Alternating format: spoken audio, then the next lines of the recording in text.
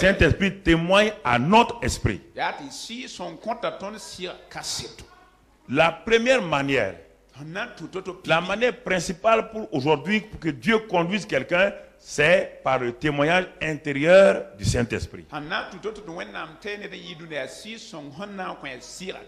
Et il faut bien écouter. C'est pourquoi dans Proverbe 20, verset 27. Proverbe 20, verset 27. La Bible nous dit que l'esprit de l'homme est une lampe de l'Éternel. C'est la lampe de Dieu. Cette lampe qui permet donc à l'homme d'avancer, de progresser et d'aller de l'avant. C'est la lampe qui est en moi. C'est celle qui me permet d'être conduit par le Saint-Esprit. Et ça, c'est très important que tu comprennes. Si tu ne comprends pas cette réalité-là, alors tu vas souffrir. Parce que mon frère, ma soeur, et quand Jésus est venu, Jésus était le conducteur donc, de ses disciples. C'est lui qui était le premier consolateur. Le premier paraclétos s'appelle Jésus. Donc les disciples ne pouvaient rien faire. Ils ne savaient pas où aller. Ils ne savaient pas comment agir. Tant que Jésus n'avait pas dit quelque chose, ne faisait pas, il ne pouvait rien faire. Jésus était leur témoin. Il le suivait. Jusqu'à ce que Jésus dise maintenant, ça c'était provisoire. Il dit, le temps va venir où je vous enverrai un autre paraclétos. Il dit, écoutez-moi bien. Les 3 ans que vous avez fait avec moi là, j'ai été votre consolateur, votre conducteur, votre avocat, votre aide. Ça c'est parce que nous sommes dans l'Ancien Testament. Jésus est né sous l'Ancien Testament. Il est mort sous l'Ancien Testament. Il était le prophète du dehors. Et il parlait à son peuple. Jésus dit, il y a une nouvelle alliance. Il y a un nouveau testament. Dans ce Nouveau Testament, le consolateur du Nouveau Testament, qu'on appelle le Saint-Esprit, ne sera pas au dehors. Lui, il sera à l'intérieur. C'est de l'intérieur qu'il va vous conduire. De la même manière que vous m'avez vu vous conduire, vous m'avez vu avec vos 2 yeux, le consolateur, l'Esprit Saint, on ne le verra pas. Lui, il sera en vous, mais il sera de la même qualité que moi. Il est Dieu. Il va faire la même chose que moi. Et si vous ne le suivez pas, vous allez échouer. Bon, alors Jésus a dit ça. Et on laisse tout ça. On part s'en prendre à des prophètes et à des apôtres. Et le Saint-Esprit, qu'est-ce qu'il fait en toi alors? Quel est son rôle en toi? Quel est son rôle? Quel est son rôle? Au temps de Jésus, avant que Jean-Baptiste ne meure, il y avait les 2. Il y avait Jésus et Jean-Baptiste. Tant que Jean-Baptiste n'était pas là, Jésus n'était pas là, tout le monde allait à qui? Écoutez-moi. Tout le monde allait à... Il est le prophète de l'heure. C'est lui qui avait eu le Saint-Esprit dès le ventre de sa mère. Il avait la parole. Donc tout le monde allait à qui? C'est à lui. Quiconque voulait un conseil en Israël allait à qui? Jean-Baptiste. Jésus a apparu sur la scène. Dès qu'il est monté sur la scène et qu'il a été rempli du Saint-Esprit, Jean-Baptiste a dit quoi? D'aller vers qui? Il a tourné les gens vers qui? Et au fur et à mesure qu'il a tourné les gens vers lui, Jean-Baptiste a fait quoi? Il est devenu petit. Et puis un jour il a fait quoi? Il a disparu. Alors Jésus te dit la même chose. C'est moi sur la scène aujourd'hui. Je suis là. Je suis là. Je suis là. Mais il dit quand le Saint-Esprit viendra, alors ensemble moi aussi je partirai comme Jean-Baptiste est parti. Lui aussi le Saint-Esprit va prendre ma place. Mais alors quand Jean-Baptiste a dit à André, voici l'agneau de Dieu. Quand il a dit aux autres, voici l'agneau de Dieu, qu'est-ce que les gens ont fait? Les gens ont laissé Jean-Baptiste, ils sont allés à Jésus. Ils sont allés à Jésus. Jésus dit, voici le consolateur, voici le Saint-Esprit, il viendra habiter en vous. Tu continues à dire Jésus, tu continues à dire pasteur, tu continues à dire prophète. Tu vas avoir des problèmes.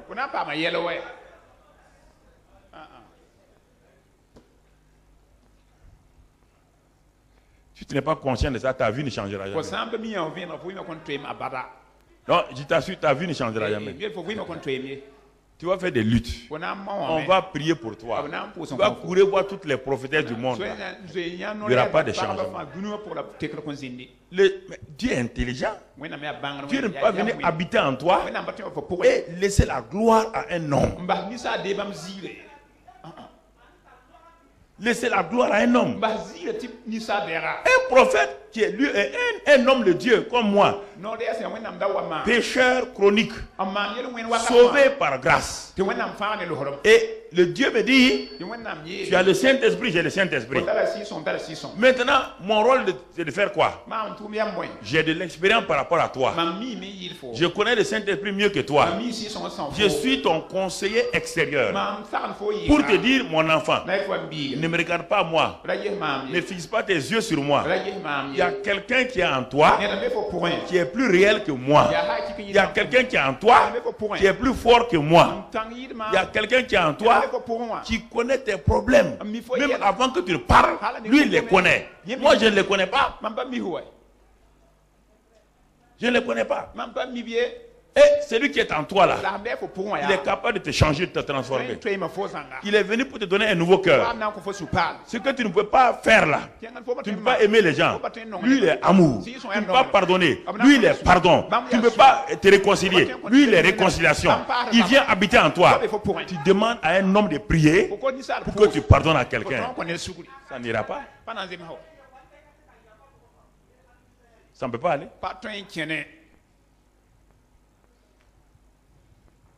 Nous sommes habitués à la vie chrétienne extérieure. Ce que nous voulons, qu'on prie pour nous, qu'on soit guéri.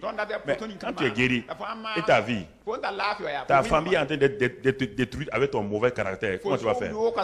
Quel est le pasteur qui peut... Le pasteur a des problèmes lui-même dans sa famille. Si le pasteur n'est pas conscient que le Saint-Esprit est en lui, comment il va t'aider toi? Il va t'aider comment? Ça devient la manipulation. La manipulation. Écoute frères et sœurs. Écoutez ces choses-là sérieusement. Quand tu ne laisses pas le Saint-Esprit te conduire dès ta jeunesse, quand tu vieillis, il n'a plus de contrôle sur toi. Parce que ton caractère va bloquer le Saint-Esprit. À moins que tu penses par un brisement que tu ne veux pas, faire. Rapidement, vous oubliez. Par exemple, un gars de groupe musical, il se base sur sa voix, sa capacité. Quand il vient à la réunion comme ça, là, il y a un qui dit, ah, frère, on va faire comme ça. Non, on va faire comme ça, on va faire comme ça. Tu te bases sur quoi? Parce que tu sais jouer au piano, parce que tu as une belle voix. Non. Il faut écouter. Est-ce que le Saint-Esprit est à l'œuvre parmi nous? Est-ce que cette sœur-là, elle est en train de parler par le Saint-Esprit? Si elle parle par le Saint-Esprit, chacun se remet. Bon, on est là pour adorer Dieu. On n'est pas un groupe de concert. On n'est pas un groupe de rock. Pour aller faire un concert en ville. Le Saint-Esprit est là. Il est en nous. Ce que la sœur vient de dire là, écoutons cette manière-là. Non. On va faire ça. Bon, en ce moment, on fait. Le Saint-Esprit n'est pas là. Et on bloque toute la réunion à cause d'un seul individu. Toute une réunion est bloquée parce qu'un seul chanteur est fâché, il ne veut pas obéir, il chante ce qu'il veut chanter et la présence de Dieu s'en va. Et quand l'homme de Dieu arrive, il sent que dans la salle, il n'y a pas la présence de Dieu. Un seul homme qui a un mauvais caractère va oser, une femme qui a un mauvais caractère. Non, on ne va pas chanter ça. Moi, je vais chanter ce que je veux. Et toute une assemblée est mise en ballottage à cause de toi. Il faut que le serviteur de Dieu vienne prier, chanter pour ramener la présence de Dieu. Alors, lisons lisons, pour être la direction divine, donc aujourd'hui, le Saint-Esprit témoigne à mon esprit que je suis à notre esprit, à notre homme intérieur. Lisons un premier verset, Romains 8, verset 14. Romains 8, verset 14.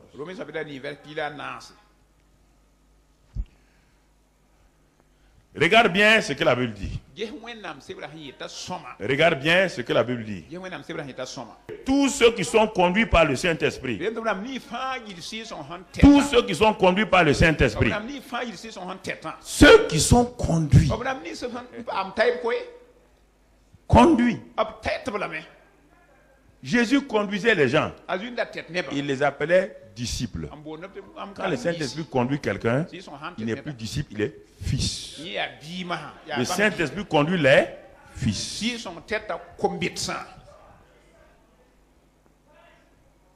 Le Saint-Esprit dirige les fils.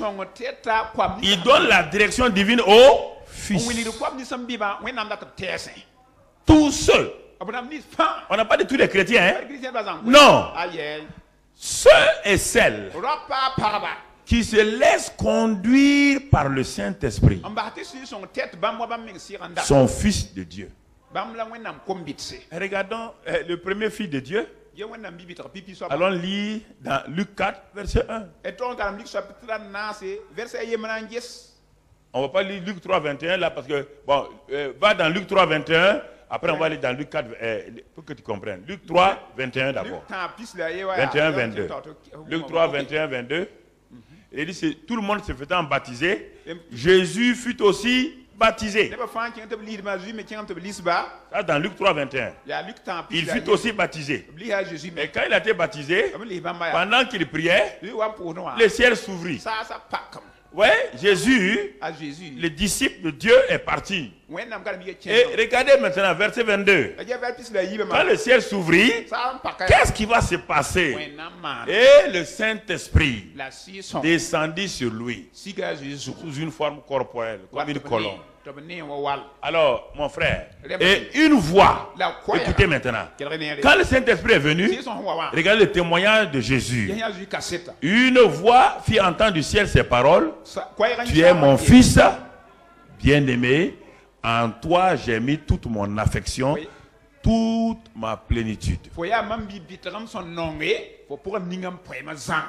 Très bien. Donc, c'est le Saint-Esprit qui a permis au Père de dire que Jésus est son fils bien-aimé. On va venir sur ça tout à l'heure. Luc 4 maintenant. 4 verset 1. 4 verset 1, il dit: Jésus, rempli du Saint-Esprit, fut conduit par l'Esprit dans le désert, où il fut tenté par le diable. Jésus, rempli du Saint-Esprit. Rempli du Saint-Esprit. Il est conduit par qui? Conduit par l'Esprit. Alors, Romains 8, 14 dit que ce sont ceux qui sont conduits par le Saint-Esprit qui sont fils de Dieu. Jésus était quoi? Non, il était conduit par... Bon. Ok, très bien. Réfléchis, hein? Jésus est conduit par qui? Il s'est conduit lui-même. Il est conduit par le Père. C'est le Père qui le conduit. Hein? Qu'est-ce qui est écrit? Il est conduit par... Ok. Qui te conduit?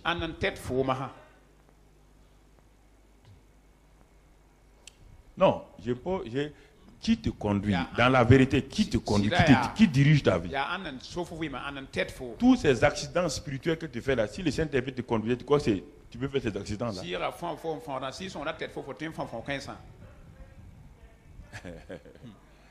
Oh, la question.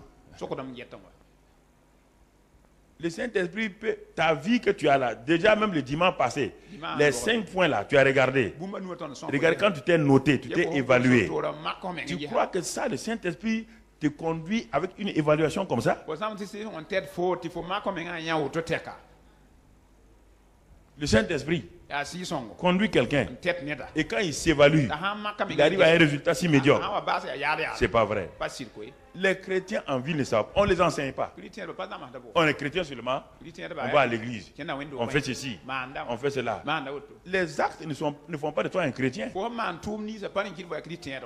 ce micro n'est pas un micro chrétien. Il est en train de m'aider à prêcher. Mais il n'a rien d'un chrétien. Les bancs sur lesquels tu es assis, ce n'est pas un chrétien, ce n'est pas un banc chrétien. Le fait qu'on soit dans le bâtiment ne fait pas de nous un chrétien. Le ventilateur n'est pas chrétien. Mais il entend tous mes messages que je dis régulièrement. Frères et sœurs, il dit Jésus est rempli du Saint-Esprit. Il est conduit par le Saint-Esprit pour aller rencontrer le diable. Ta vie de fille de Dieu, si elle n'est pas conduite par le Saint-Esprit, il est impossible de rencontrer Satan et s'en sortir. Jésus n'a jamais rencontré Satan pendant 30 ans. Jamais il n'a osé le faire. Quand il était né, il était enfant de Dieu, non? Mais quand Satan a dit à Hérode de tuer, on l'a pris pour l'amener où? On a pris Jésus, on a fui pour l'amener où? Mais rempli du Saint-Esprit, Marie a conduit Jésus encore. Joseph a conduit Jésus encore. Il était maintenant quoi? Rempli du Saint-Esprit. Maintenant, il est équipé pour rencontrer qui? Satan. Il ne l'a pas rencontré. Il ne l'a pas mis dans la défaite par la parole. Alors, si vous négligez le Saint-Esprit, comment vous allez faire? Jésus lui-même, le Saint des Saints, il a fallu qu'il soit rempli du Saint-Esprit.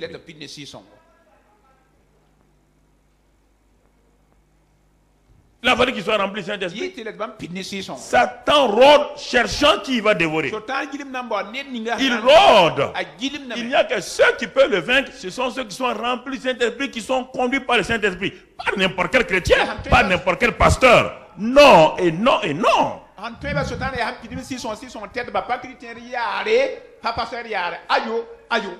Si on parle de vainqueur, ça veut dire qu'il y a beaucoup de gens.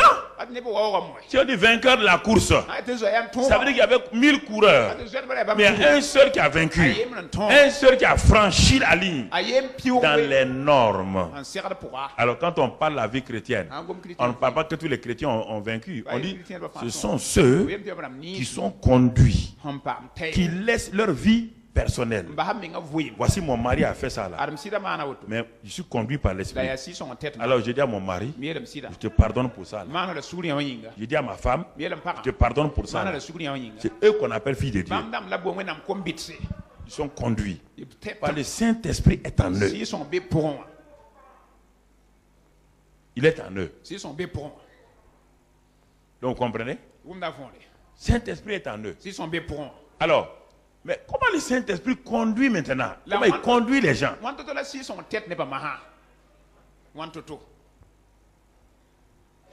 Alors, il nous conduit à partir d'où? Du dehors ou de l'extérieur ou du dedans? Le Saint-Esprit est où?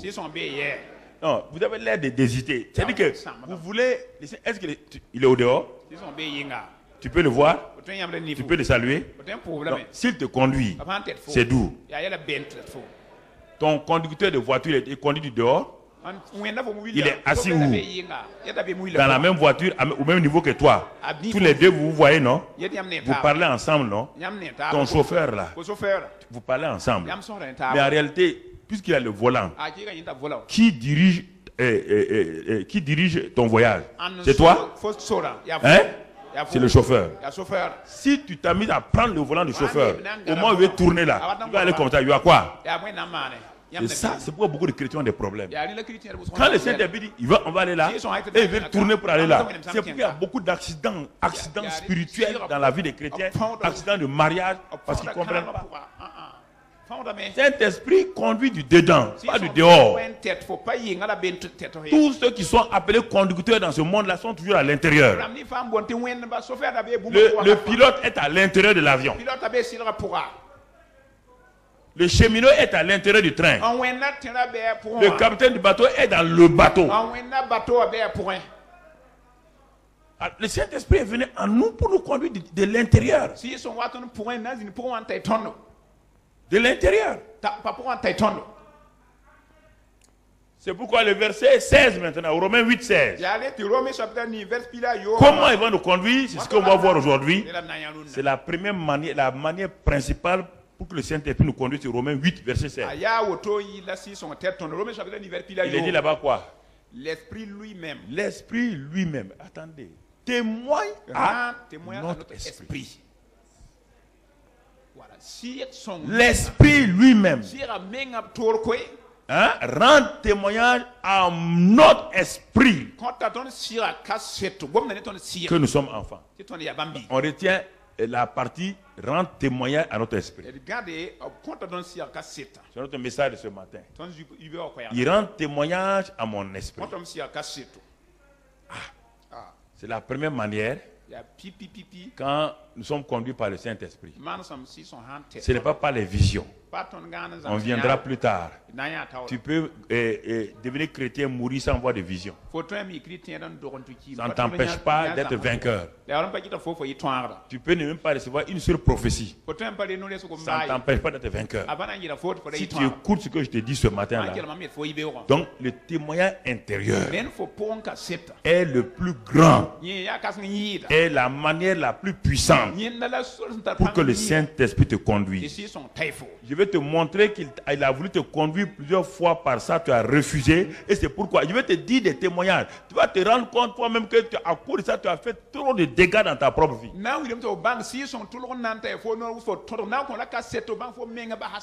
Il rend témoignage à mon esprit. Il y a un témoignage intérieur. Un témoignage intérieur du Saint-Esprit pour me conduire pas à pas, pour me guider pas à pas. On n'a pas dit que le Saint-Esprit témoigne à mes sentiments. On n'a pas dit que le Saint-Esprit témoigne à mon corps. On n'a pas dit que le Saint-Esprit témoigne à mon âme. Il témoigne à mon esprit parce que le Saint-Esprit habite dans mon l'esprit. 1 Corinthiens 6, 17 dit mon esprit et le Saint-Esprit sont devenus quoi? Un. Alors le Saint-Esprit parle à quelqu'un qui lui ressemble dans toi. Il parle pas. Ton âme ne ressemble pas au Saint-Esprit. Le Saint-Esprit est esprit. Et c'est pourquoi il est dans ton esprit. Il parle à ton esprit. Il ne parle pas à ton corps. Ton corps, c'est les sentiments. Ton âme, c'est les émotions. Mais le Saint-Esprit parle à celui qui lui ressemble en toi. Quelle est la partie qui lui ressemble? C'est ton esprit. Il parle là-bas. Et ton esprit maintenant, qui est la lampe du Saint-Esprit, quand le Saint-Esprit a parlé à ton esprit, il va commencer à toucher ton âme. Ah, tu commences à réaliser qu'il y a quelque chose. Et maintenant, l'âme va parler au corps. C'est comme ça. L'esprit parle à ton âme. L'âme conduit le corps. Tu comprends? Il faut des exemples précis que tu comprennes. Aujourd'hui, que Dieu t'aide à comprendre cela au nom de Christ Jésus. Mon frère, ma soeur. Alors, premier élément, quand le Saint-Esprit témoigne à mon esprit. Quand il parle à mon esprit, comment ça se manifeste?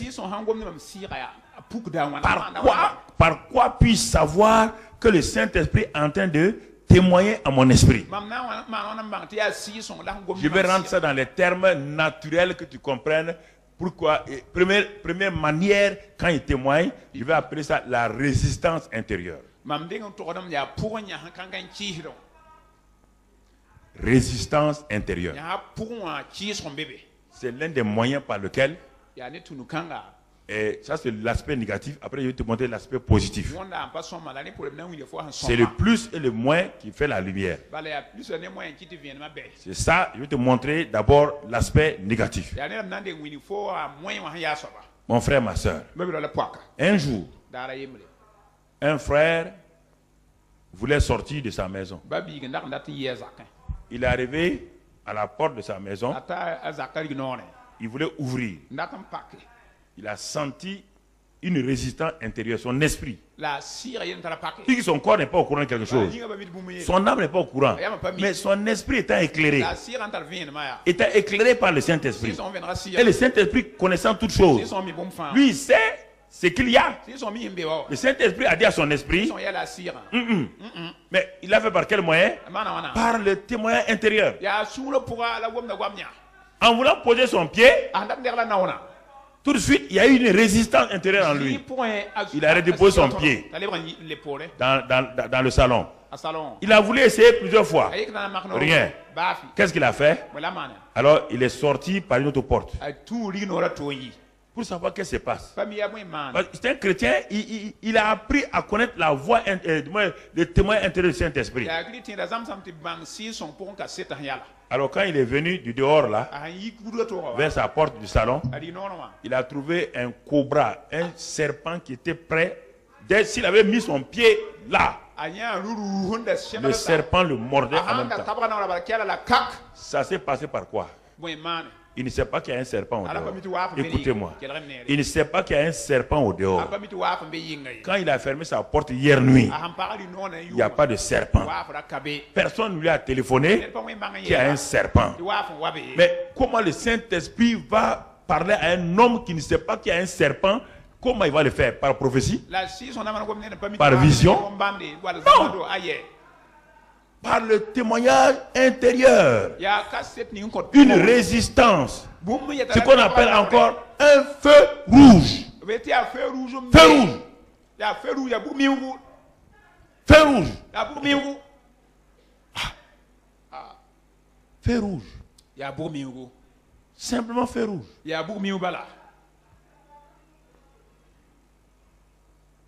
Cet homme-là a commencé à comprendre, je dois faire attention à mon esprit. Je dois faire attention à mon esprit.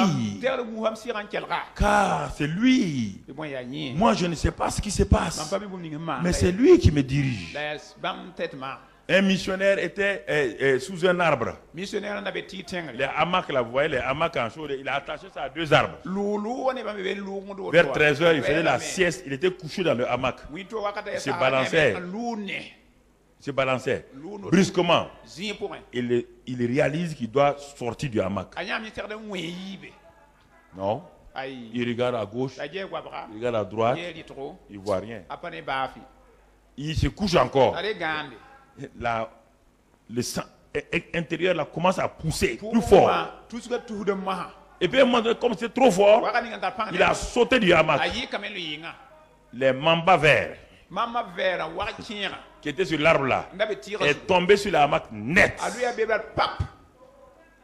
Alors je te pose la question. Y avait-il un prophète? Il y avait un prophète? Il y avait un pasteur? Mais il avait un prophète intérieur qu'on appelle le Saint-Esprit. Il avait un pasteur intérieur qu'on appelle le Saint-Esprit. Qu'on appelle le Saint-Esprit. Qu'on appelle le Saint-Esprit. Qui l'a averti? Je vous ai déjà raconté mon témoin en Inde. Je suis allé en Inde avec mon ami, chez mon ami Dinakaran. On est parti à une réunion de prière. On était tous là, on priait. On priait. On priait. On était tous contents de prier. Moi aussi, j'étais à genoux. Je priais. Mon front sur le sol, on adorait Dieu. À un moment donné, la pression vient, lève la tête. Je dis ça, c'est Satan. Vous savez, parfois, on est trop spirituel. Parce qu'on dit, mais dans l'adoration, si quelqu'un te dit lève la tête, tu vas croire que c'est Satan. Oui ou non? Automatiquement, j'ai continué à prier. Continué à prier. Intérieurement encore, pression, lève la tête. Non, j'ai dit non, ça c'est Satan. Mais troisièmement, la sensation était tellement forte. Lève la tête. Dès qu'il a dit ça, j'étais à genoux, j'ai fait comme ça. Quand il fait comme ça, il y a une boule qui a quitté là, venue s'écraser là où il y avait ma tête. La reine de prière s'est arrêtée. Tout le monde tremblait comme ça. C'est-à-dire que si ça avait eu ma tête, on amenait mon cadavre au Burkina. On a regardé d'où vient la boule là. Tout le monde, on était assis. Satan voulait me tuer là. Toi, tu n'es pas habitué à ça. Tu ne connais pas le témoin intérieur du Saint-Esprit. Et tu ne connais pas la résistance. Tu ne connais pas le feu rouge de Dieu. Le Saint-Esprit est venu pour toi. Je te parle maintenant, tu te rends compte qu'il y a beaucoup de choses que tu as ignorées et que des problèmes te sont arrivés. Je voudrais parler du témoin de ce pasteur texan. Il est au Texas. Il était au Texas. Il a été invité pour prêcher quelque part, dans un autre État. Il devait prendre l'avion. Le matin, il se lève. Il s'assoit sur son lit. Il dit à sa femme, je ne sens pas que je dois aller là-bas. Là. Sa femme lui dit, si tu ne sens pas, téléphone au pasteur, dis-lui, bon, il dit, mais bon, je suis un homme de parole. Quand je dis une parole, je vais tenir. Mais sa femme dit, tu es un homme de Dieu aussi, non? Tu sens que ça ne va pas. Il y a une résistance. Quand il pense au voyage, il y a une résistance. La femme lui a dit, chérie, téléphone au pasteur, excuse-toi. Bon. Il a traîné. Après, il a dit, bon, je vais aller quand même. Parce qu'il faut qu'il sache que je suis un homme de parole. Il a pris l'avion. L'avion a décollé de Dallas. Quand il a décollé, l'avion s'est écrasé. Net. Le pasteur est mort. Dites, ça n'arrive pas. Le pasteur est mort. Sa femme dit, voilà. Quand les gens sont venus, j'ai dit à mon mari, il dit que ça ne va pas. Il sent qu'il y a une résistance. Mais il a forcé. Voilà, il nous a laissé veuf et orphelin maintenant. Il y a plein de choses comme ça. Tu t'es engagé dans un mariage. Tu ne devais pas t'engager dans le mariage. Quand tu voulais te marier à ce garçon-là, le Saint-Esprit t'a parlé. Mais toi, tu as regardé et ce qu'il a. Il a une voiture, il a ça, il a ça, il a ça. Le Saint-Esprit t'a parlé plusieurs fois. Chaque fois que tu penses à ce mariage-là, tu dis non. Tu dis, je m'en fous, je vais faire le mariage quand même. Je vais faire le mariage, quoi qu'il advienne. Tu te maries maintenant. Tu découvres plus tard que c'est des problèmes. Le Saint-Esprit t'a parlé. Toute ta vie est gâchée maintenant. Toute ta vie est gâchée. Toute ta vie est gâchée. Toute ta vie. Un jeune pasteur voulait se marier à une jeune fille de l'église. Parce qu'elle chante bien. Elle chante bien. Elle a une belle voix. Tout le monde dit c'est une fille bien. Mais chaque fois qu'il s'en va prier, Saint-Esprit dit non. Il a d'abord chassé les démons fatigués. Saint-Esprit a dit, lui n'est pas un démon. Il dit, mais Seigneur, c'est une chrétienne. Saint-Esprit dit oui. C'est une fille de Dieu. Saint-Esprit dit oui. Il dit, mais alors, je peux la marier, non? Saint-Esprit dit non. Par la résistance. Par la résistance. Il a continué ainsi. Jusqu'au jour où il n'en pouvait plus. Le samedi où il préparait son message pour prêcher, Saint-Esprit lui a donné aucune parole. Aucune parole. Il était l'homme le plus malheureux. Alors il a dit, Saint-Esprit, je renonce. Il a pris le téléphone. Il a dit à la jeune fille, je m'excuse. On doit arrêter. On doit arrêter. Et le mariage était prévu la semaine suivante. Quand il a renoncé, au moment où le mariage était prévu là, disons la veille même, la jeune fille est tombée raide morte. Il y avait une maladie terrible en elle. Dieu dit, bon, tu vois, si je t'avais laissé marier, et le jour du mariage, tu serais un jeune veuf. Tu vas t'en prendre à moi. Dis, je savais, je t'ai rien dit. J'ai dit, je parle à mon peuple, beaucoup ils ne veulent pas. C'est pourquoi ils ont des problèmes. C'est pourquoi ils ont des problèmes. C'est pourquoi ils ont des problèmes. Combien de jeunes gens, opérateurs économiques, hommes d'affaires? C'est terrible. Quand je parle là, des hommes d'affaires. Pourquoi beaucoup de jeunes gens ont leur argent gaspillé d'un seul coup? Dieu l'a aidé, il a maintenant 5 millions dans son compte. Il ne prie plus Dieu. Il prie plus Dieu. On doit aller à Dubaï. Si c'est pas Dubaï, c'est à Lomé. On va aller en Chine. Tout est ça. Il écoute les gens de la ville. À Dubaï, il y a des affaires, de temps en temps. Mais quand il était tout petit, le Saint-Esprit le conduisait.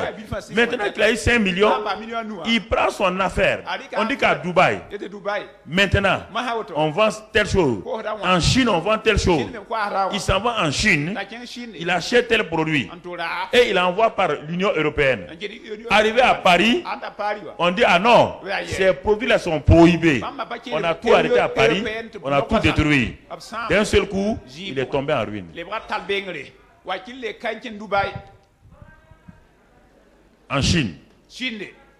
Tout, il a tout perdu. Ah Dieu, quel Dieu? Dieu n'est pas ici. Dieu t'a résisté.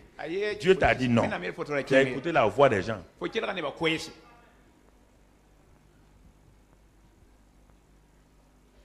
Ce que je dis là, il y a un homme d'affaires. Ce message-là, je l'ai prêché à plusieurs années en arrière. Plusieurs années. Ceux qui sont anciens, beaucoup de gens, les gens veulent les nouveaux messages. Je l'ai prêché. Un homme d'affaires. Depuis ce temps-là, j'ai dit, mais quand un homme d'affaires a un marché, il y a appel d'offres. Il faut prendre des appels d'offres, tu les poses. Tu les poses sur ton bureau, sur une table. Tu les regardes, tu pries et tu t'en vas. Tes techniciens vont même te dire que, patron, ce marché-là, voici la marge brute. Voici la marge nette. On va gagner 20 millions là-dedans. Tu laisses le marché, tu dis au comptable là, ça c'est comptabilité. Ça n'a rien à voir avec... Moi je suis chrétien. Dieu connaît la fin d'une chose avant son commencement. Ok, écoutez-moi très bien. C'est ça qui a ruiné beaucoup d'hommes d'affaires chrétiens dans la ville et à Abidjan, dans beaucoup d'endroits. En tournant dans les pays africains là, ils me disent, on a tel problème. Ils disent, mais tu as investi comment? Qui t'a parlé? Ah, le marché était bon. Le marché est bon. Mais tu ne connais pas la fin du marché. Et, à un moment donné, l'homme a la conviction intérieure que ce marché qui semble être bien n'est pas pour lui. Il dit à son chef comptable, non, laissons tomber. Les gens murmurent. On ne comprend pas les patrons. Pourtant, ça là, c'est 25 millions. Et le prochain qui prend le marché là, mon ami, dès qu'il a commencé le marché, des impondérables, des situations terribles ont commencé. Il a perdu le bénéfice, il a mis son argent là-dedans et l'État n'a rien remboursé. Faillite. Mais par contre, un autre avait un petit marché de 5 millions. Il a dit non, c'est trop petit. Les comptables ont dit ça, c'est trop petit. Mon ami, j'ai la conviction que Dieu veut que je prenne ce marché-là. Il l'a pris. Au moment où il a pris, l'État a appelé. Il y a eu des avenants. On dit non, non, on va faire comme ça, on va agrandir. Il n'est pas de 5 millions à 25 millions. Ce qu'il a perdu de l'autre côté, il a rentré de l'autre côté. Parce qu'il est convaincu par le Saint-Esprit. Les gens croient que la vie chrétienne est dichotomique. C'est-à-dire que les affaires d'un côté et puis l'église d'un côté. Non. La vie chrétienne est un complet. Un complet. On veut recruter un ingénieur. Les gens s'intéressent à quoi? On va le payer comment? Ah, on va le payer 2 500 000. Ah bon? 2 500 000, c'est ça qui dirige ta vie. C'est ça qui dirige ta vie. Mais tu sais que tu ne dois pas accepter. Il y a une résistance intérieure en toi. Toi, tu crois que résistant veut dire Satan. Qui résistait à Balaam? Qui résistait à Balaam? C'est Satan. Qui s'opposait au progrès de Balaam? C'est Satan. C'est qui? C'est Dieu, non? Mais Dieu a utilisé quoi? Son âme. Je peux être l'âme de Balaam pour t'avertir.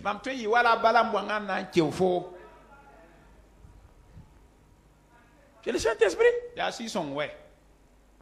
Dieu a fait toutes sortes de choses pour Balaam. Même un ange. Tellement il est dans sa tête, il veut atteindre son but, il veut l'argent. Il n'a même pas vu l'ange. C'est l'ânesse qui a vu l'ange. Si un homme ne voit plus un ange, et c'est un âne, c'est-à-dire que l'homme est plus bas que son âne.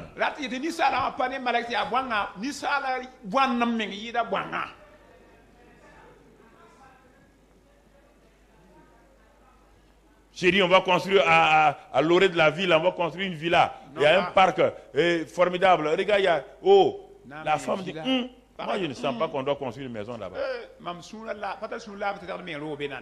Ah, j'ai prié. Je ne sens pas qu'on doit construire une maison. Non, quand même, regarde. Il y a un barrage qui est à côté là-bas. Regarde les arbres, tout. La femme dit, je ne sens pas dans mon esprit, qu'on doit construire une maison. Et comme les hommes aiment dominer leurs femmes, on va aller. Ils ont construit la maison. Un an, c'était bien. Tout le monde était content. L'homme dit, tu as vu? Chérie, je t'ai offert un bon cadre. Un villa au dehors. Deuxième année, c'était bien. Troisième année, le conseil municipal de la ville a décidé d'étendre la zone industrielle. Ils sont allés prendre là où le monsieur a mis sa villa et une usine, un projet de soufre. Vous connaissez l'odeur là, le produit jaune là. Soufre, sont venus installer à côté de la villa. Quand il a voulu vendre la villa, les gens ont dit même 1 franc on ne paye pas. Ta villa est une morgue. Il a tout perdu. Parce qu'il n'a pas écouté le Saint-Esprit qui parlait à travers sa femme. Vous regardez vite, on dit alléluia, Dieu m'a béni. Dieu t'a béni avec 5 millions et tu dois payer 7 millions pour aller te guérir. C'est une bénédiction. Le témoignage intérieur du Saint-Esprit. Témoignage intérieur du Saint-Esprit. Je sais que vous êtes en train de rentrer en vous-même. Je sais que vous êtes en train de passer tout. Je sais que Dieu vous a parlé plusieurs fois. Je le sais. Dieu me montre, vos visages là sont comme ça. Là. Il y a des combats dans vos cœurs actuellement. Vous savez tellement de bêtises que vous avez faites quand Dieu vous a parlé, vous n'avez pas voulu.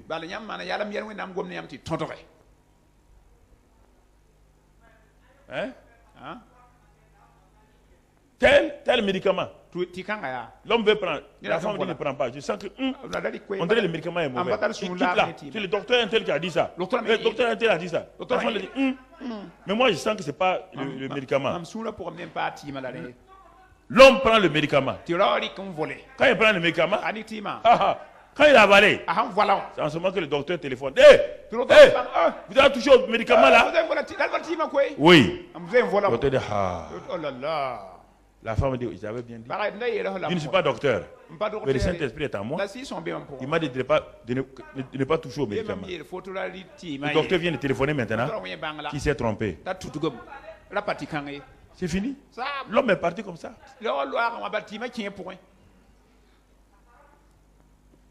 Le témoin intérieur du Saint-Esprit.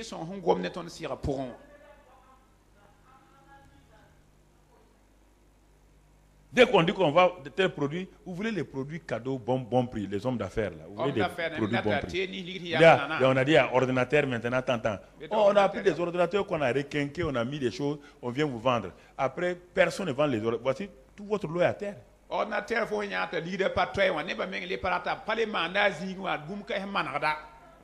C'est à terre maintenant. Tu as parlé. Tu as parlé. Quand je devais aller à Londres pour la première fois, en 80-81, pour les hommes d'affaires de plein évangile, j'étais le seul représentant de l'Afrique de l'Ouest. C'est la convention européenne des hommes d'affaires, dirigée par Démon Chakarian lui-même, le président des hommes d'affaires, qui venait là-bas. Mais j'ai prié. Saint-Esprit m'a dit il faut partir. J'ai envoyé mon passeport à Londres, à Abidjan, où il y a l'ambassade d'Angleterre. J'ai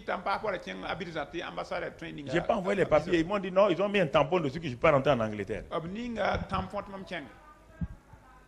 Cet esprit m'a dit, va, parce que j'ai quelque chose pour toi là-bas. Et j'ai dit, Seigneur, regarde le tampon là. C'est écrit, moi, je sais lire, hein, c'est écrit. Bon, il dit, si c'est toi, moi je vais aller. Mais j'avais la paix. Je suis arrivé à l'aéroport de Ouagadougou. L'hôtesse a pris, elle a regardé. Il dit, tu vas où? En France. En ce temps, il n'y a pas de visa comme ça pour aller en France. Entre nous. Donc, je suis arrivé à Paris. Mais l'hôtesse maintenant, elle l'a pris. Pour aller de Paris à Londres là. On va regarder. J'ai dit, Seigneur, de même que tu as fermé les yeux de l'hôtesse de Ouagadougou là, ferme les yeux de celle-là. Elle a pris mon passeport, elle a regardé mon nom là, elle a dit, ok. J'ai pris l'avion, je suis arrivé à Londres. Le problème c'est Londres. London Heathrow. Je suis arrivé à Londres. La queue était longue comme ça. Les frères Nigeria, Ghana, Kenya, Zimbabwe, tout le monde, on était alignés comme ça, long. Quand le policier prend, dis-toi non, mets-toi de côté. Dis à Air France, tu ramènes les gens où tu les as pris. Ils n'ont pas de visa. Moi j'avançais. J'avançais. Comme le Saint-Esprit m'a dit d'aller, j'ai la paix. À la fin, tout le monde est passé, je suis arrivé. J'ai donné, les gens étaient arrêtés là, j'ai donné mon passeport. L'inspecteur a ouvert. Et il a regardé. Il m'a montré le tampon rouge là. Il m'a dit, mais j'ai pas vu ça. Il me tend mon passeport. J'ai mis mes deux mains ici, j'ai pas pris. Il dit, I don't take. Il me regarde. Tu vas défier la police de la reine d'Angleterre. J'ai mis ma main là. Il m'a regardé. Il y a une faveur divine qui est rentrée en lui. Il s'est levé. Il y avait l'inspecteur qui était dans une vitre là-bas. En ce temps, moi, j'ai commencé à parler directement à Dieu.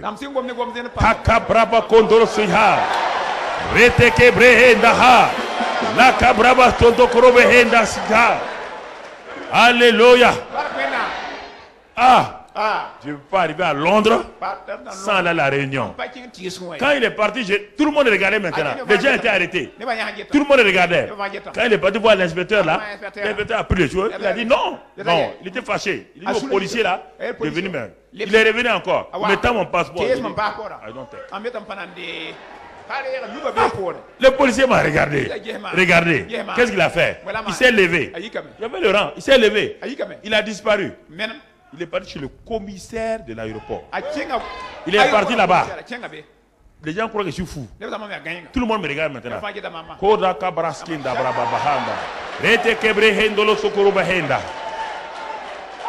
À Londres, 10 minutes. Il est venu. Quand il est venu, le policier a souri. Il dit, on m'a donné visa, je peux rentrer. Le commissaire a donné. Et c'est pas fini. C'est là-bas que Dieu va me parler. Il a amené un Sud-Africain. Un Sud-Africain, un grand entrepreneur sud-africain à l'époque. Dieu lui a donné une révélation, il a vu une vision. Il s'est levé, il dit, voilà, il y a 3 personnes, un de l'Allemagne, un d'un autre pays là. Et puis il dit, l'homme de Hapa Volta, on ne dit pas Burkina, l'homme de Hapa Volta là, levez-vous. Dieu m'a montré, vous avez des épées en main et vous allez ravager le royaume de Satan. J'ai vu l'épée l'agrandir. En ce temps, je n'étais pas pasteur, j'étais directeur commercial à Koudou. Quand j'ai fini, Démon Chakaren a prié pour moi. Et puis un autre Américain, que je venais dans la grande salle, il a prophétisé sur moi. C'était des prophéties, des prophéties, des prophéties. Mais maintenant, mon frère, parce que le Saint-Esprit m'avait dit d'aller là-bas. Tu comprends? Les témoins intérêts du Saint-Esprit. Tout était contre moi. Mais comme il m'a dit de partir, il m'a donné le feu vert. Je suis parti, mon frère. Je ne t'ai pas dit d'aller maintenant à Londres sans visa. On va t'arrêter. Hein?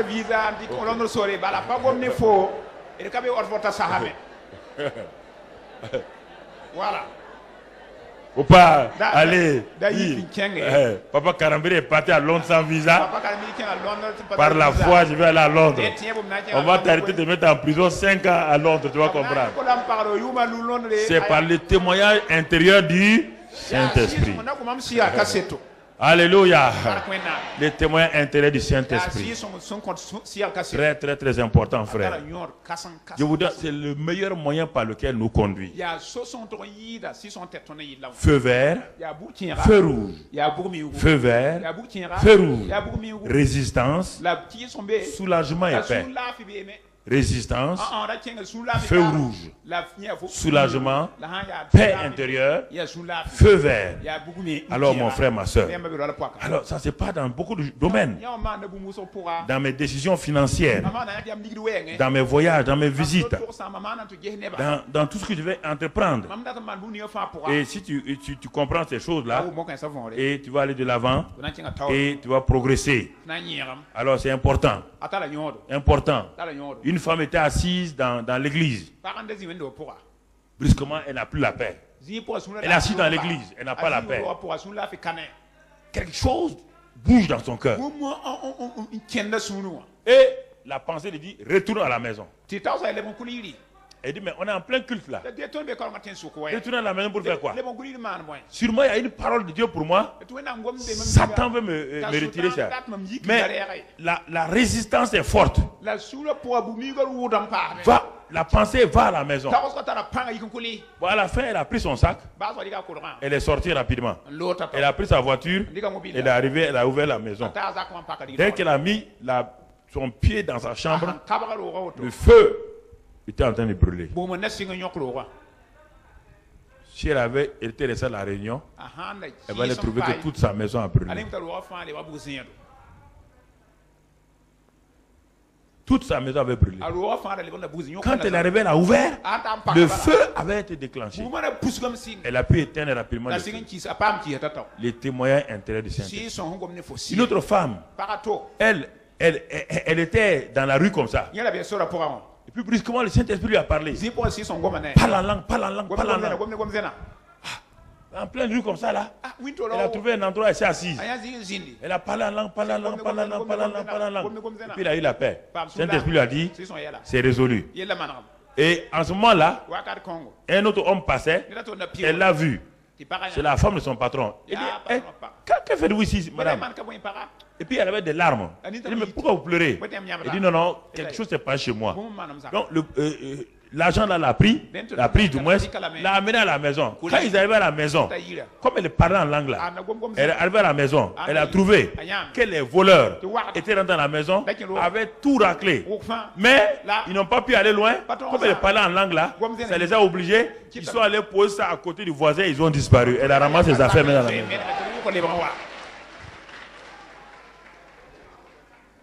Chrétien. Est-ce qu'il y avait un prophète là-bas? Il y avait une prophétesse? Mais qui était en lui? En elle? Saint-Esprit. Dieu vous a donné le Saint-Esprit. C'est le premier témoin. C'est le premier témoin. Pour votre vie. C'est le premier témoin. Pour votre vie. Quand on va voir les visions, tu vas comprendre. Mais nous sommes aujourd'hui dans les...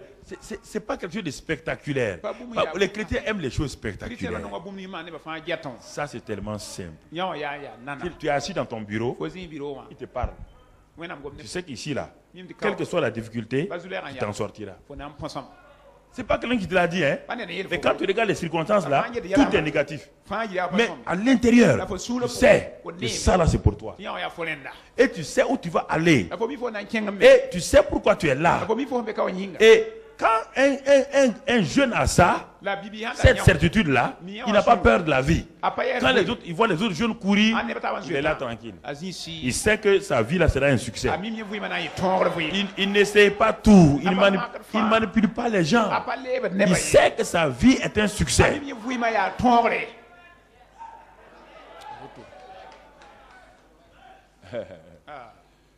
Sa vie est un succès. Mon frère, ma soeur, ne t'inquiète pas. Tu es né pour être grand. il y a maintenant le processus de passage pour être grand. Ne t'inquiète pas pour ça. Écoute la voix intérieure, le témoin intérieur du Saint-Esprit. Alors, si tu commences à écouter, cela sois conscient. Et pour cela, il faut parler beaucoup en langue. Alors, quand tu parles beaucoup en langue, ton esprit est disposé à entendre donc le témoin intérieur du Saint-Esprit. Et tu vas progresser, tu vas aller de l'avant. Et tu vas voir que parfois, la paix intérieure que tu as s'oppose à tes pensées. Tes pensées disent une chose. Et ton cœur, ta paix intérieure dit autre chose.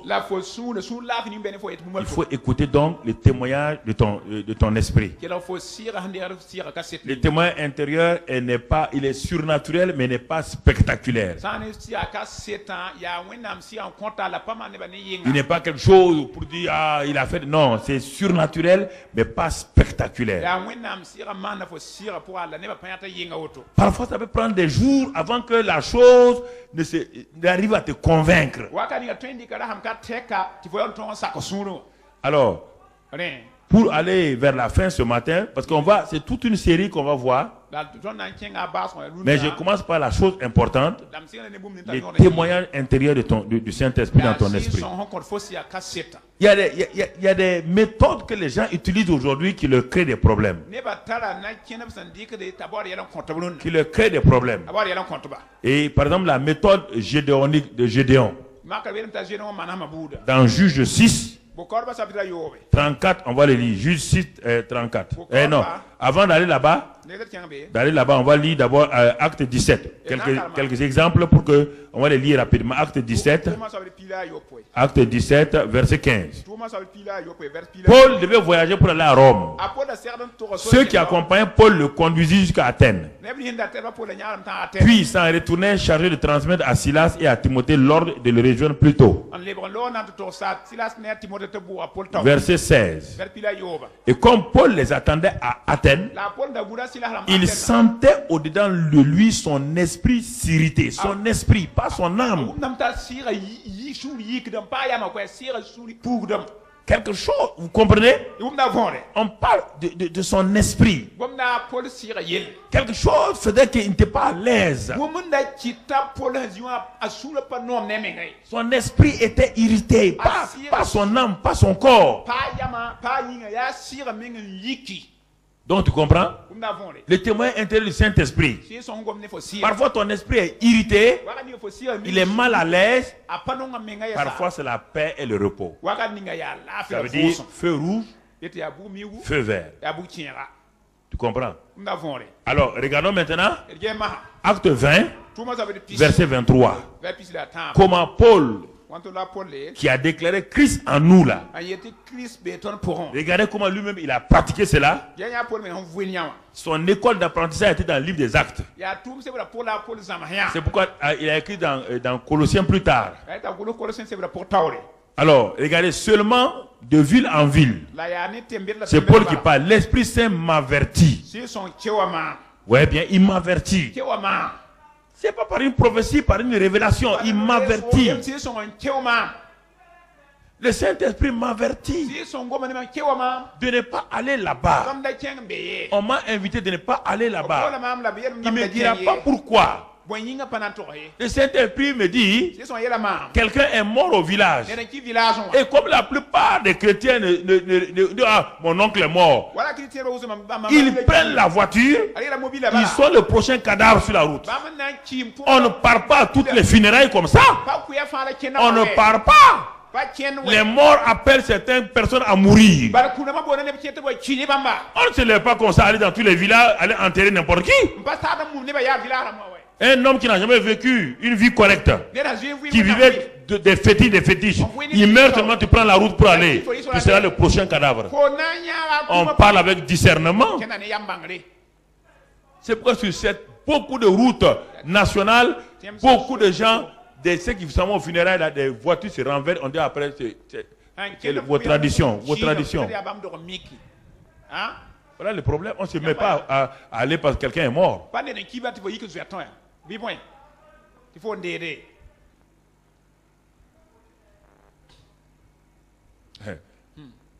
Papa, on ne parle pas comme ça. Paul dit, le Saint-Esprit m'avertit. Il m'avertit. Il me dit, attention, ne pars pas ici. Ne pars pas là-bas. Ne pars pas ici. Attention de mettre la tradition au-dessus de la parole de Dieu.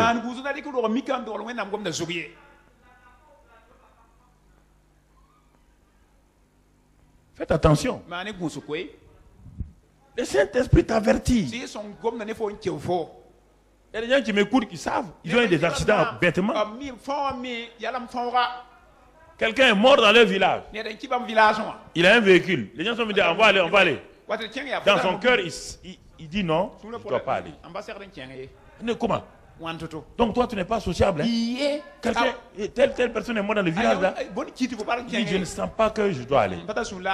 Et bon, pour faire plaisir aux gens, il les a ramassés. Sur la route, tonneau, il est paralytique. Tout le monde est sorti, sauf lui.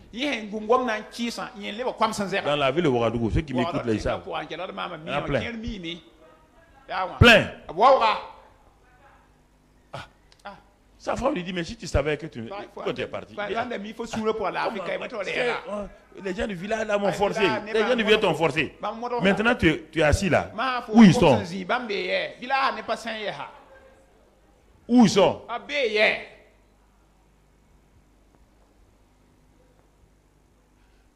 Où sont-ils? C'est ça le problème, frère. Cet-Esprit m'avertit que des choses m'attendent. Acte 27. Acte 27, verset 10.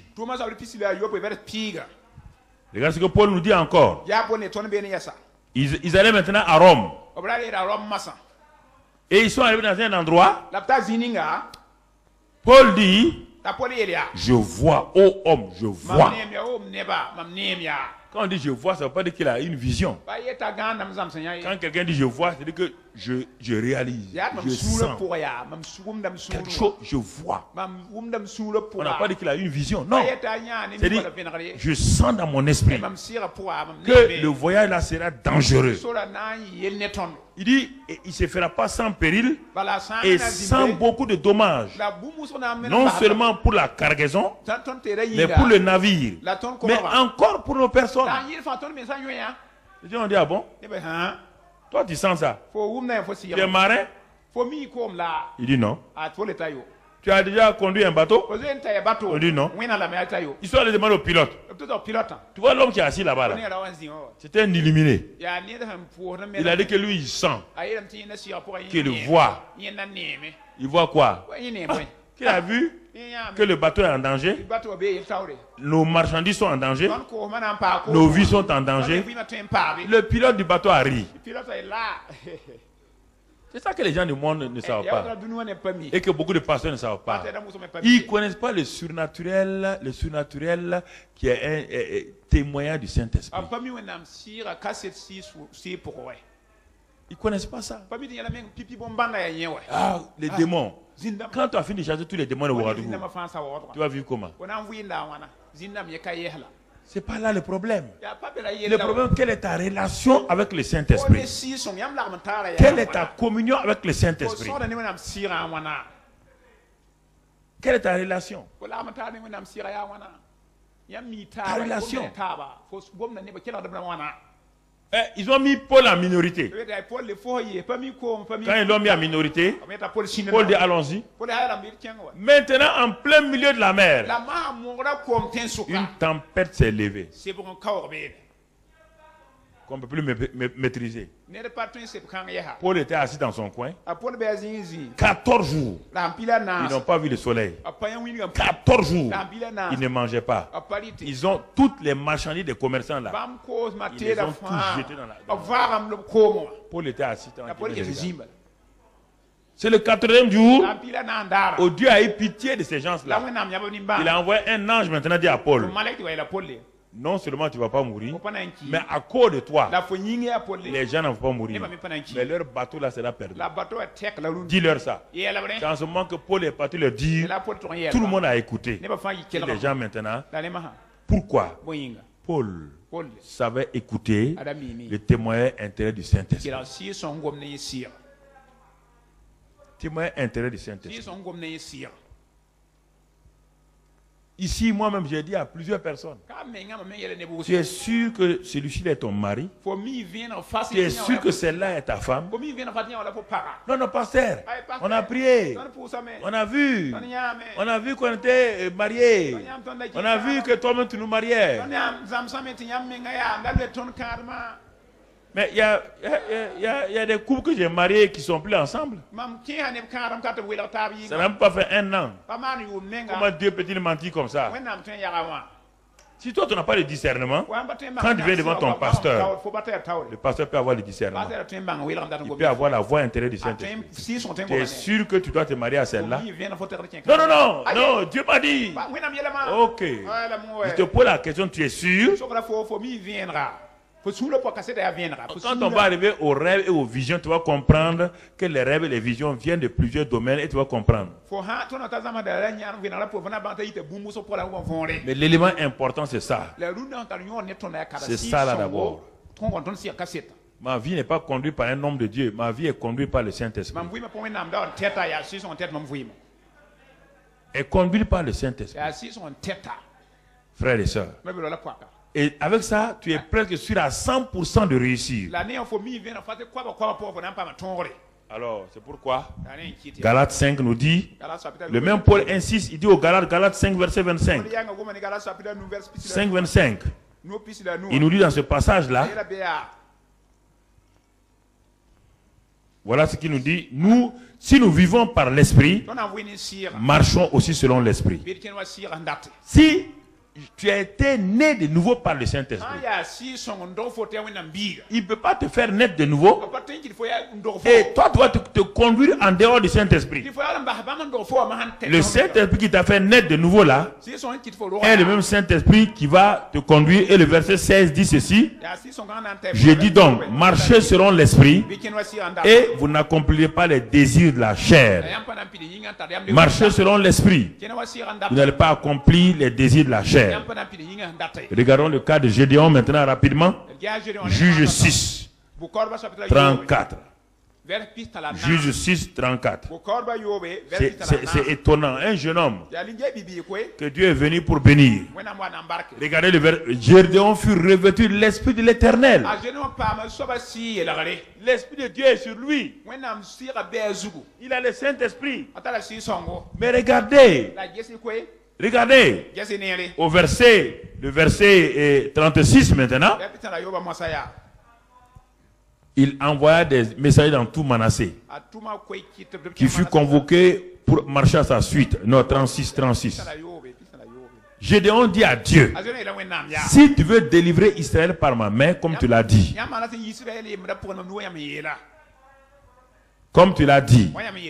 voici, je vais mettre une toison de laine dans l'air. C'est-à-dire une peau de mouton, quelque chose comme ça, ou bien un tapis. Alors, si le tapis seul se couvre de rosée et que tout le terrain reste sec, je connaîtrai que tu délivreras Israël par ma main, comme tu l'as dit. Regardez un homme qui est revêtu du Saint-Esprit, qui marche selon la chair. Écoutez-moi très bien. Tu vas voir, ta vie ressemble à ça. Tu as le Saint-Esprit. Au lieu de le Saint-Esprit a dit d'aller et tu as la victoire. Lui il dit non. Si c'est réellement toi, voici l'herbe là. L'herbe est totalement sèche. Je prends un tapis. Je viens poser sur l'herbe là. Et si je me lève, je trouve le tapis là complètement mouillé et que l'herbe est sèche, ça veut dire que c'est toi qui m'envoies. Il s'est levé, il a trouvé comme ça. Est-ce qu'il a obéi? Hein? Il dit maintenant, si l'herbe est mouillée, le tapis est sec, malgré ça, c'est ça que tu fais. Le Saint-Esprit est en toi. Et tu joues au Guinamori. Tu joues au magicien. Il n'y a rien qui choque le Saint-Esprit plus que cette méthode-là. Regarde comment Gédéon a eu des problèmes. Regarde la fin de la vie de Gédéon. Il a terminé très mal. Très, très, très mal.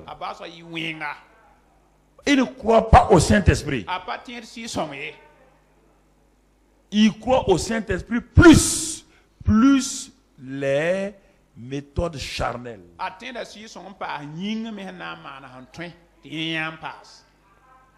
Comme beaucoup de chrétiens.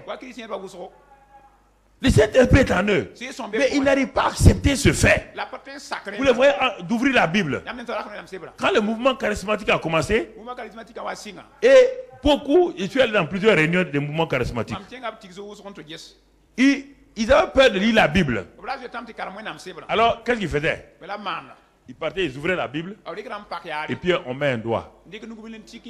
On ouvre la Bible, on met un doigt. Il dit, mais ça, c'est quelle méthode? Non, c'est comme ça. C'est comme ça que Dieu conduit maintenant les gens. Pointez le doigt. Mais un jour, un des responsables était découragé et tout. Et il a voulu que Dieu lui parle à travers cette méthode-là. Vous êtes le mouvement charismatique. Vous avez le Saint-Esprit. Mais prie la langue. Il a ouvert sa Bible. Il dit, Seigneur, je suis découragé. Qu'est-ce que je dois faire? Hein? Il a ouvert la Bible. Il a fermé son œil. Il a posé son doigt. Il a ouvert.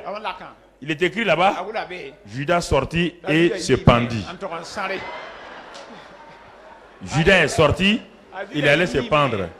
Il dit Dieu, c'est pas ça. Il a fermé encore. Il dit Seigneur, quand il ouvre, il tombe sur le passage, toi aussi, va faire de même.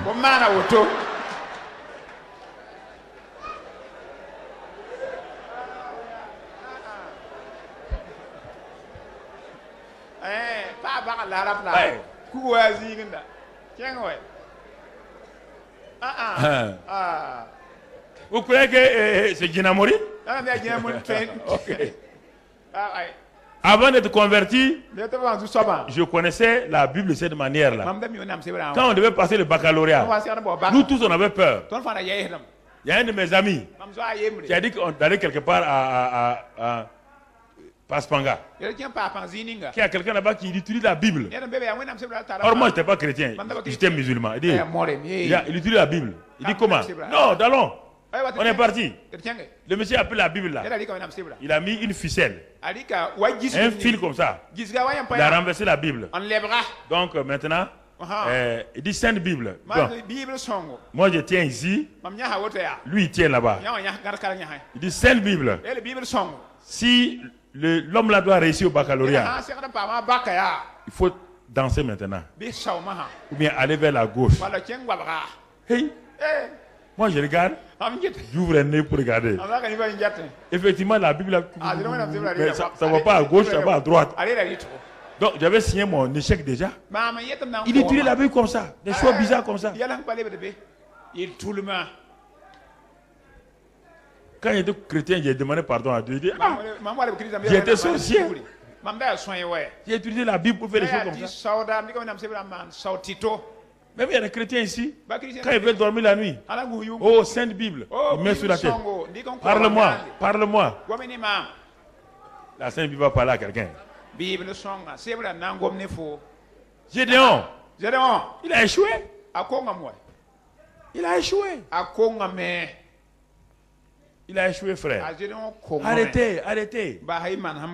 Seigneur, si tu veux, montre-moi la femme que tu veux que je marie. C'est un jeune homme de l'église. Il dit Seigneur, je vais ouvrir l'œil. La femme qui s'élèvera pour dire Alléluia. Ça sera le signe que c'est ma femme. Mais dans l'assemblée, il y a des filles comme les femmes mariées. Il prie, il ouvre les yeux. C'est la femme du pasteur qui est debout. Alléluia.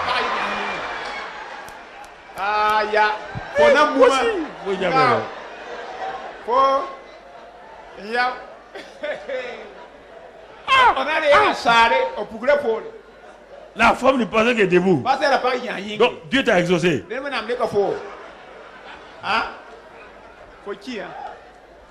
Instant, le pasteur enlève le mot P là, il devient acteur.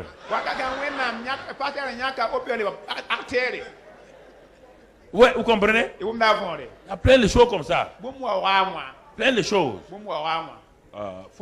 Les méthodes charnelles là, il faut les éviter. Faut les éviter. Seigneur, si le garçon qui doit rentrer là, s'il vient, il est habillé comme ça là, c'est lui mon mari. Voici un qui arrive, qui rentre comme ça. C'est pas ça ton mari. Arrêtez d'utiliser des méthodes charnelles qui vous créent des problèmes. Le Saint-Esprit est en vous. Respectez-le. Honorez-le. Afin qu'il vous aide. Vous savez, je m'en vais lentement dans ces messages que tu comprennes. Ça, c'est important que tu comprennes. Il y a deux sœurs qui sont devenues folles comme ça. Parce qu'elles ont voulu que le Saint-Esprit leur parle obligatoirement par une voix audible. Je vous ai dit qu'elles voulaient aller en mission. Le désir d'aller en mission était bien. Elles ont commencé à prier. Bon, elles ont l'assurance qu'elles doivent aller en mission. Au lieu de laisser le temps à Dieu, ils ont dit, mais Seigneur, si tu veux qu'on aille en mission, alors voilà, on va aller. Maintenant, on va aller à la gare. Alors, on n'a pas beaucoup d'argent. Mais la ville, on doit aller là. Si on va, on trouve quelqu'un qui nous donne le billet. C'est un signe qu'on doit aller en mission. Elles sont allées à la gare. Elles se sont alliées. Donc, pour prendre le billet, sans argent. Et au moment où elle est arrivée presque à la caisse là, il y a un monsieur qui a surgi de nulle part, qui est venu lui donner de l'argent net. Ils ont dit gloire à Dieu. Dieu nous a exaucés. Elles ont pris le billet.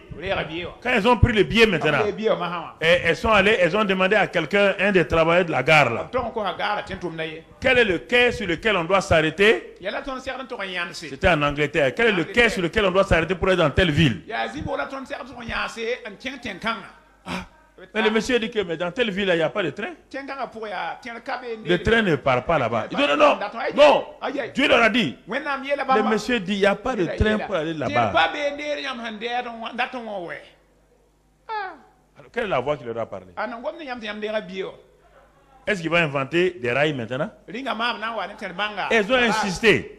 La voix leur a dit non, de laisser, d'aller sur le quai numéro 3. Elles sont passées par le souterrain, aller sur le quai numéro 3.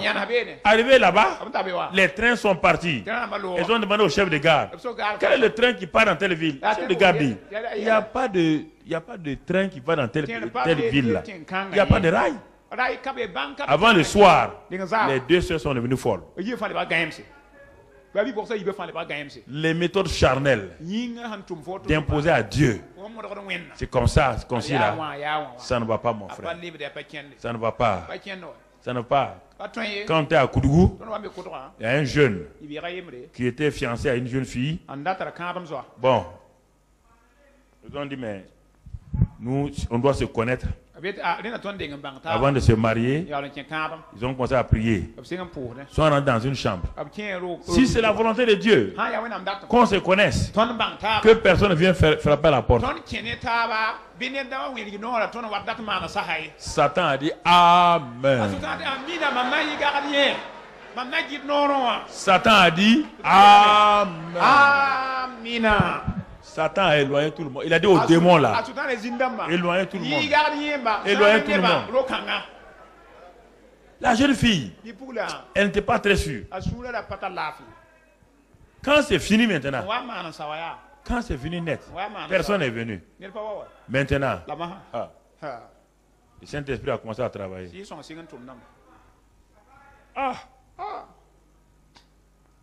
Maintenant, il y a quoi? Seigneur, pardonne-nous. Pardonne. Mon frère, ma soeur. Regarde ta vie ce matin. Ça, c'est la première partie. Simplement. les témoins intérieurs du Saint-Esprit.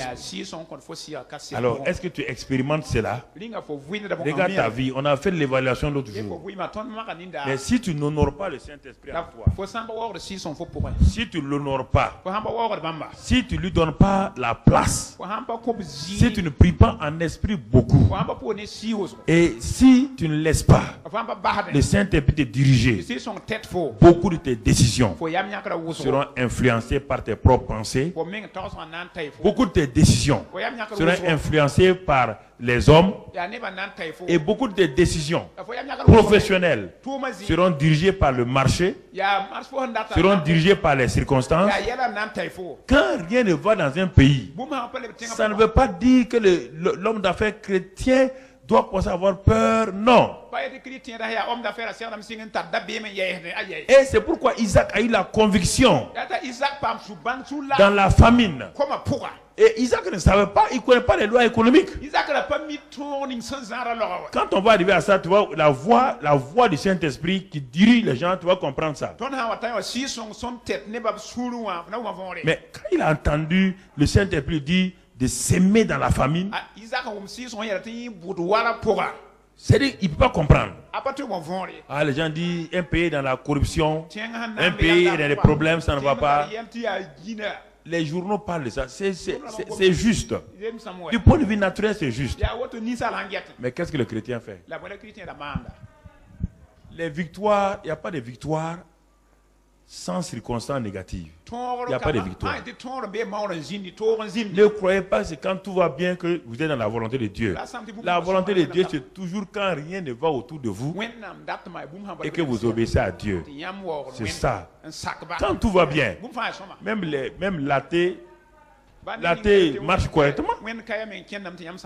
Est-ce qu'on a besoin de la volonté de Dieu quand tout va bien? Hein? La plupart du temps, c'est quand rien ne va là que Dieu dit de poser un acte. Dieu dit de poser un acte. Alors, quand les gens commencent à poser des actes, au départ, Dieu les aide. Mais quand ils arrivent à un niveau donné, le sacrifice devient plus grand. Ils ont peur de poser les mêmes actes. Par exemple, en matière d'offrande de dîmes, le gars, il travaillait, il avait 1000 francs. Donner 100 francs, ce n'est pas un problème. Il a appris à donner 100 francs et a ajouté 50 francs. Il rend grâce à Dieu. Dieu a commencé à monter. Le voilà maintenant avec 1 500 000. Il faut donner combien? 150. 150. Mon ami, voici le problème. C'est ça qui bloque les gens. Ils ont oublié que c'est le même principe. Ce n'est pas le montant qui importe. Il dit, mais ça ne va pas maintenant, les affaires ne vont pas, rien ne marche. Cherche à savoir quelle est la paix intérieure que tu as. Toutes les percées que nous avons eues là sont venues du fait que je me suis assis un jour. J'ai regardé. J'ai dit à Dieu, que veux-tu que je fasse? C'est là la paix. Quand il m'a dit de construire ce bâtiment-là en 3 mois, tous les techniciens, naturellement, ils ne croient pas à ça. Un bâtiment comme ça en 3 mois, même une villa en 3 mois, ce n'est pas possible. Mais ce bâtiment-là, c'est 3 mois. 3 novembre et le 3 janvier, on avait inauguré. Sans argent, sans rien. La tour de prière, même chose. La télévision, même chose. Mais Dieu parle au cœur des gens. Ce n'est pas de la manipulation. Non. Non, frère. Dans ma chambre, Dieu m'a parlé. Dans mon cœur, j'ai examiné si c'est Dieu, si c'est ma pensée personnelle. Non.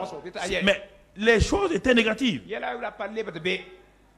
Si tu apprends à marcher avec Dieu comme ça doucement, un jour tu vas arriver à une décision importante. Satan va te montrer toutes les failles. Et c'est là-bas que les gens échouent. Les gens échouent. Ils arrivent maintenant à dire, on doit investir 500 millions. On doit investir 3 milliards, ça, il commence à raisonner, à être logique. Non. La même logique spirituelle qui t'a conduit à investir 1000 francs, t'a conduit à investir 2000 francs. Si la logique là, spirituelle là est normale, si ça vient de Dieu, il t'a appris seulement à grandir dans ta foi pour qu'un jour, tu puisses investir 3 milliards. Mais si tu arrives à 3 milliards, toi tu retournes avant les 1000 francs là, tu commences à réfléchir, tu seras bloqué. Tu seras bloqué. Donc c'est pourquoi, frères et sœurs, il ne faut pas attendre, il ne faut pas voir les temps favorables. C'est la paix intérieure du Saint-Esprit. Il y a ce temps favorable là, tu obéis à Dieu et tu vois Dieu agir. Et tu seras étonné, comme Dieu n'est débiteur de personne. Ton problème que tu avais là, il va le résoudre facilement. Il va le résoudre facilement. Frères et sœurs, ce que je voulais vous dire ce matin, que le Saint-Esprit vous garde. Que la paix de Dieu soit dans vos cœurs. Et ces messages-là ne sont pas des messages qui font plaisir à la chair. On crie Alléluia. C'est des messages profonds qui vont vous amener à avoir des percées surnaturelles. C'est ça qui va vous aider quand les tempêtes s'élèvent contre vous. Vous comprenez? C'est ça. Si vous comprenez ça là, alors dis avec moi, mets ta main sur ton cœur. Dis Saint-Esprit, je vais apprendre à écouter ta voix intérieure. Que ton témoignage intérieur me conduise désormais. Que je ne m'oppose plus à ton témoin intérieur, que je me laisse conduire par ce témoin intérieur afin de donner gloire au Père. Merci Saint-Esprit, parce que tu es en moi. Tu es en moi pour me diriger. Diriger ma vie familiale. Diriger ma vie professionnelle. À tous égards. Merci Saint-Esprit. Ce matin, je me confie en toi. Je me repose sur toi. Et je sais que tu prends ma vie dans tes bonnes mains et tu me diriges pour la gloire du Père, car je suis sur le bon chemin. Avec toi, je ferai des exploits. Avec toi, je marche dans la victoire. Amen. Amen. Acclame le Seigneur. Après avoir écouté ce message, si vous avez décidé de donner votre vie au Seigneur Jésus-Christ, faites cette prière avec l'homme de Dieu. Oh Seigneur, oh Susaba, tu es mort pour moi à la croix du Calvaire. Jésus, tu es l'agneau de Dieu qui a pris tous mes péchés, qui est mort pour moi. Et ce soir, je te reçois dans mon cœur comme sauveur de ma vie. Je confesse de ma bouche que tu es Seigneur de ma vie. Et maintenant, je reçois non seulement le pardon de mes péchés, la purification de mes péchés, mais je reçois aussi un nouveau cœur. Le Saint-Esprit me fait naître de nouveau maintenant dans ton royaume et me donne un cœur nouveau. Je reçois ce cœur nouveau. Je suis né de nouveau. Dieu habite dans mon cœur. Je suis enfant de Dieu. Maintenant, Dieu lui-même est mon Père. Je suis dans la famille divine et je bénis le Seigneur. Merci pour ta grâce et ta fidélité. Sois béni pour la vie éternelle, la vie divine que j'ai maintenant. Amen.